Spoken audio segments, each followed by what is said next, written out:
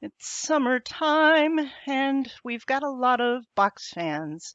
Sorry, I will try to edit that as best I can. Today I'm going to be looking at a nice new toy from the Reason Foundation from their Pension Integrity Project. And I'll just do a little demo of their literal shiny app, explain what it means, do a little demo. The story that this comes with, unfunded public pension liabilities are forecast to rise to $1.3 trillion in 2022. And this is for fiscal year 2022. For most public pension funds, their fiscal year, so the point at which they measure where things stand, usually ends June 30th, 2022. So when they say fiscal year 2022, they mean at the point in time, June 30th, 2022. And the reason why they do this is one of the biggest activities they do is education, and usually the end of the educational year ends somewhere in May or June, and then you start up again in the fall. So it's very convenient to start your new year on July 1st rather than doing it, January 1st to December 31st. Since one of your biggest activities happens to be K through 12 education. So we see Jordan Campbell, Zachary Christensen, Truong Bui, and I apologize if I mispronounced any of your three names, especially as a fellow Campbell. Probably got Jordan's name correct. They use a negative 6% return, which they didn't come up with arbitrarily. They came up with it using the standard allocation of funds and what the S&P 500 did from July 1st, 2021 to June 30th, 2022. And you can see on July 20th, June 30th, 2022, on July 20th, 2022, CalPERS, which is the largest fund in the entire country, announced that their preliminary return was negative 6.1%. And CalPERS is generally the best fund to use as an example because their behavior actually is what I shouldn't say most, many public pension funds in the US behave like in terms of the benefits, in terms of contributions. They actually require 100% contributions, and yet they have a growing unfunded liability. We'll see that in a moment. And they have an increasing allocation to what we call alternative assets. Interesting. So let me jump over and I'll provide in the description to this video, I'll provide the links to all of these things. So I'm sorry, I was looking at various things. So I have two funds listed here and I'll be adding and removing funds here. So this is a shiny app. You'll see it's reason.shinyapps.io, State Pension Projection 2022. And what we have, and you'll see these dotted lines with points where there's solid lines, that's where it's the actuals that come from the financial reports from these funds. And then the dotted lines are the projections. There's really only a couple things we can have: an inflation adjustment. I'm not going to play with the inflation adjustment. I'll make a couple comments about it, but I really don't want to mess with the inflation because I forget what assumptions they're using for inflation here. And I just don't want to mess with it right now. And you'll see it's at negative 6%. I will play with the slider. This is the main control that you can mess with. And we can see what happens if you have a nice positive result and also going all the way down to negative 20%. And you'll see there's some dashed lines. The last measurement for California PERF is CalPERS, by the way. The last measured result for the unfunded liability is for fiscal year 2020, and we have a dashed line for 2021, and 2022. And you'll see that over here. And a lot of this has to do with how long it takes to figure out the liabilities. It's not the asset side that's taking the time, it's the liability side, because I'll explain how do we measure the liabilities at a very, very high level? I'm not going to get into all the actuarial details. So on the left-hand side, we have it measured in dollars. So the unfunded liability is the amount in liabilities, and you'll see this is in millions. That's the M. So 180,000 million. So this is 180 billion dollars. So right here in 2020, we see that the unfunded liability was 162 billion.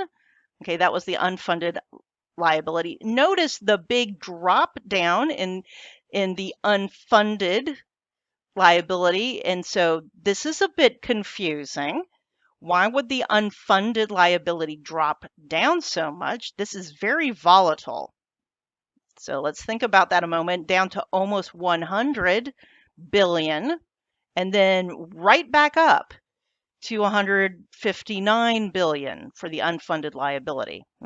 Okay, but if we go to the right-hand side, we have the funded ratio, and this is a ratio of basically how much assets do we have, and there's really only two numbers on this graph that really have a meaning. So there's 0%, which basically means we have no assets. So funded ratio is assets divided by liabilities as a percent. So if we have assets equaling the liabilities, we have 100% funded ratio. That means we have all the assets on hand to cover the current promises. Let me explain what that means. How are we measuring these liabilities? It does not mean everybody retires today, because what are the liabilities? The pension liabilities are the current promises. So let's just do 2022. As of June 30th, 2022, we're going to look at our liabilities, okay? As of that date, we have a bunch of people who are already retired. They're taking benefits. So we're going to have assumptions of, well, how long are they going to live? What benefits are we going to be paying them? Some of these benefits, they do have cost of living adjustments. So those benefits may be increasing over time. In some plans, there may be benefits other than just the retirement benefits. There may be healthcare benefits, though I think in this case, we're just looking at the pension benefits. So this is pretty straightforward. So there's cost of living adjustments. So they may be increasing over time. And then how many years will we be paying them? And then this is a present value. So as of June 30th, 2022, so we have to discount it back, get the present value. And they generally have a flat interest rate that they're discounting back at, not a yield curve, I believe. But you can take different levels of sophistication on how you get that present value of current, of future cash flows. So that's like an income annuity. If I was in an insurance company, this would be an income annuity. We'd figure out how that would be. We wouldn't use life expectancy. We would have a mortality assumption. We would have a yield curve, et cetera, and we'd discount it back. That's the retired liability. And we do usually develop these separately. Now let's think of, this is usually a small portion, the people who've already left the job, but they have vested benefits. So they're generally not assumed to be coming back to work again and blah, blah, blah. So a lot of times we know what they've already accrued in service. We know what their final salary had been. It's just a matter of an assumption of when will they start taking retirement benefits, and then how long will they be receiving it, yada, yada.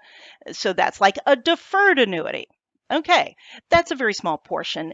And then another large portion of the liability are the people who are actively working. So if they're actively working, there is the amount of service they've already accrued. There is their current salary. Now, so there's what they've already earned, but we have to think, when in the future will they retire? What will that future initial benefit be? Because usually it's based off of something like their last 3 years average salary. And there's an assumption of what their future salary trajectory is going to look like. So it gets very complicated. And of course, one of the key assumptions is what interest rate or what discount rate do we use to get that present value? Oftentimes they use something like 7%, 7.5%, and until recently, interest rates have been very low, something like 3%. Long-term interest rates been less than 3% in some cases. And if we used a risk-free rate, like a treasury rate, instead of 7% or 8% in some cases, we would get very different, much higher liability values and much different funded ratios. So when they had 100% back here, they probably were using a discount rate like 8%. And they were using a different discount rate over here. So they were measuring in different ways. So you'll notice, okay, it was over 100%. So we would say when it's 100% or over that it's fully funded.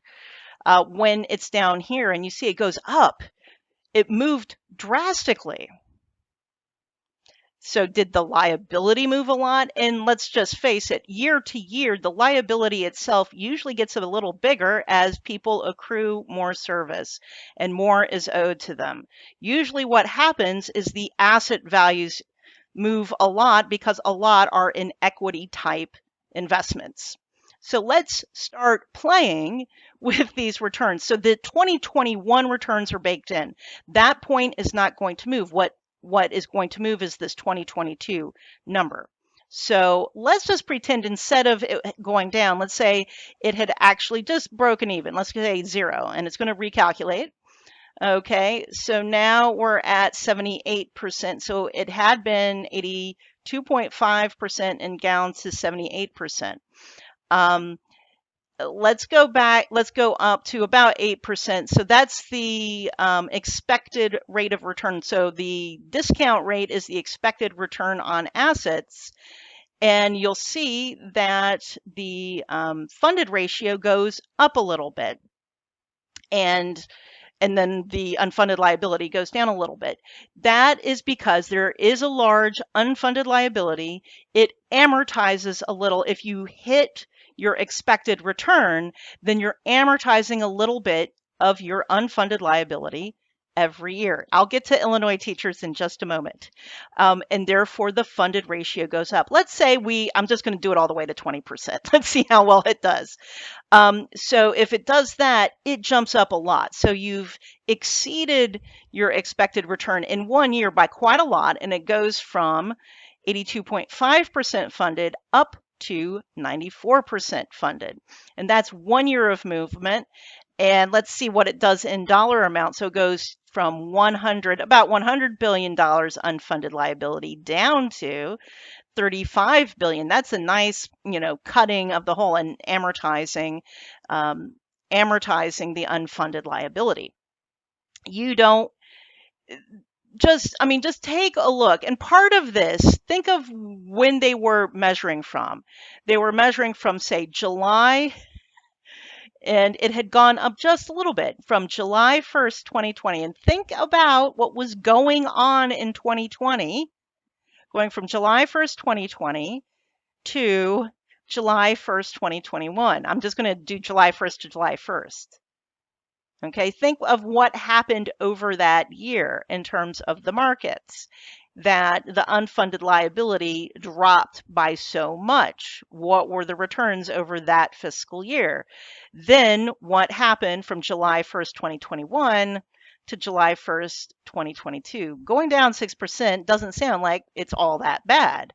I'm going to go all the way to the other side, negative 20%. And negative 20% is by no means the worst the market has ever done in a 1 year period. So if we went down 20%, okay, the unfunded liability would jump to $225 billion. Okay.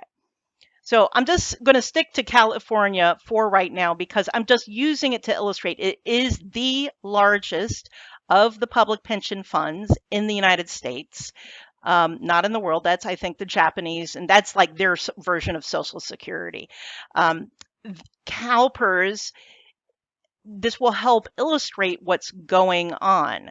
And going from negative 20% to 20%, I think this gives you an idea of how much these measures can move under this. It just illustrates, why do we want this tool? So why do we want to look at this tool? This is my interpretation. This is not Reason Foundation's interpretation.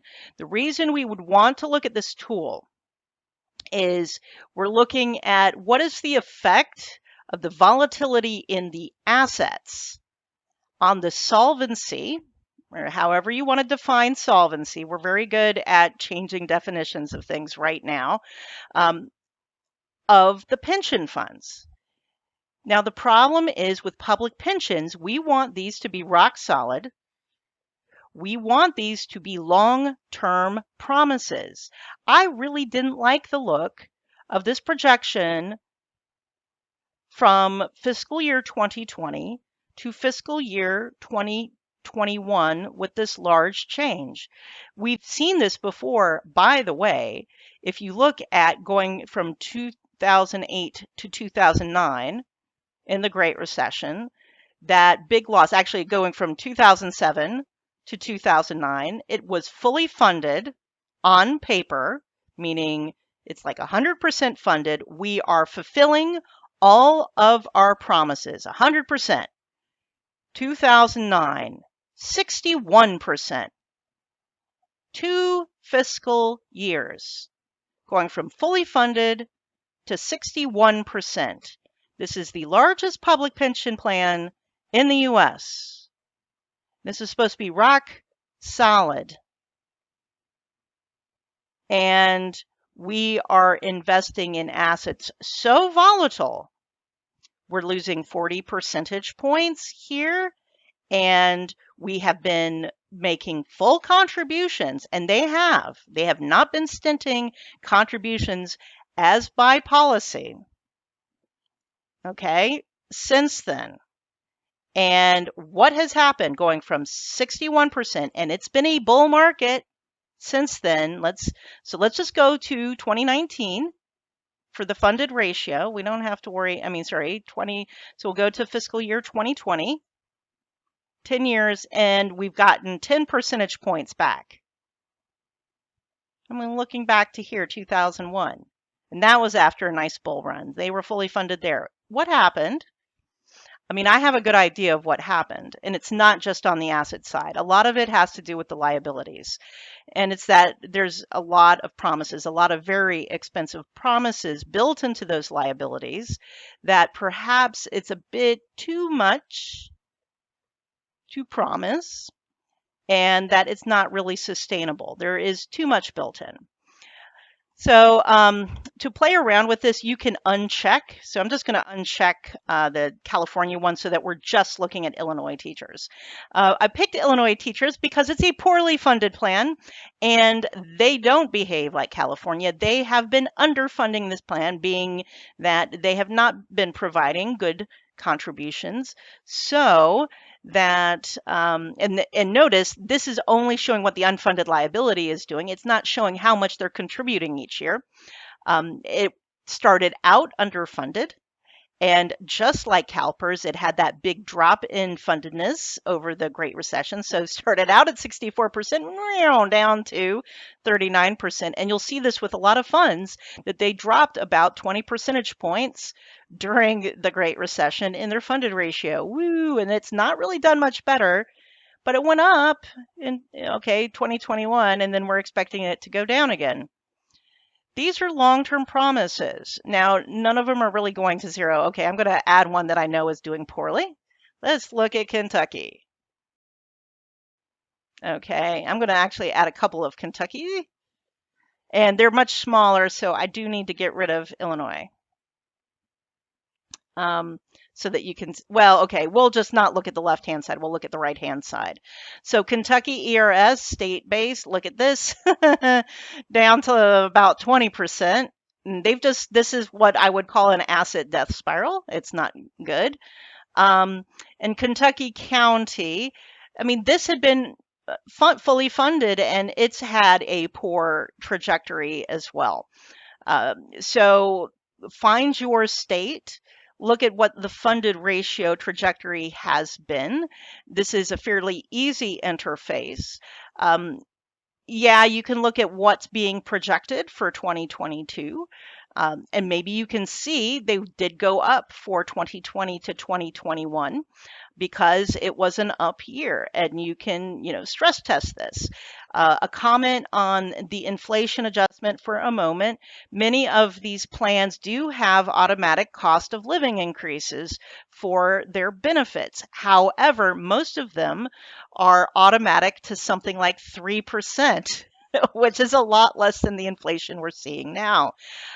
You might want to look at this for your state, because a lot of retirees may be saying, hey, we're just getting a 3% COLA or whatever it is. Some of them may be automatic, but capped at a certain amount. And they'll say, this is a lot less than current inflation. And you guys will say, yes, that's horrible. However, let's take a look at how well funded these pension plans are. And let's think about, what trajectory are we on? So if you take a look at this Kentucky ERS, for example, this is very poorly funded. If I'm not showing you how much money they're putting into the system each year and how that's escalating, and what do you think the trajectory is going to be going to zero? Because that's the other meaningful one. 0% means you have no assets. That doesn't mean benefits won't get paid. What that means, it's pay as you go. And that means money in goes to money out to benefits. How sustainable is that, especially in a recession, or whether or not you want to call it a recession? Okay. So this is a very easy to use tool. Um, I know that people have difficulty understanding what balance sheet means in funded ratio. They want to talk about 80%. No one's talking about 80% right now, because no one's near 80%. I'll show you mine. My state, New York. I'll do the state and local, and I do need to get rid of, actually, deselect all. I'm going to wipe them out. Let me get rid of everybody. Deselect all, and then I'll just add New York, because I need to get rid of all the other ones. New York teachers, I'll do all the New York ones. These are state level, so you'll see there's no New York City. So take a look at New York. We're doing pretty well in that some of these, when it's negative, that's good. That means we're overfunded. So we're over 100% many of the times, but we did go down to 90%. We're doing pretty well. But again, I don't like seeing these large moves up and down when we have a steady promise. You don't want volatile assets, a volatile portfolio, supporting very non-volatile promises.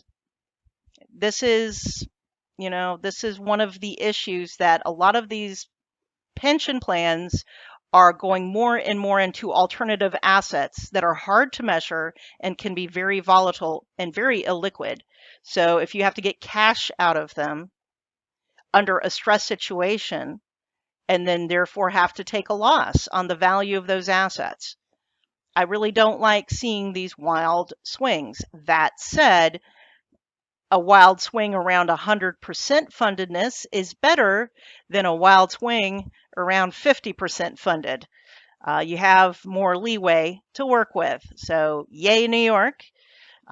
Though we have governance issues, and that is for another time. So have fun playing with the state plan projections from Reason Foundation. It is a fun tool to play with, and you got a neat color scheme. I don't like orange, but hey, you work with what you got. Enjoy.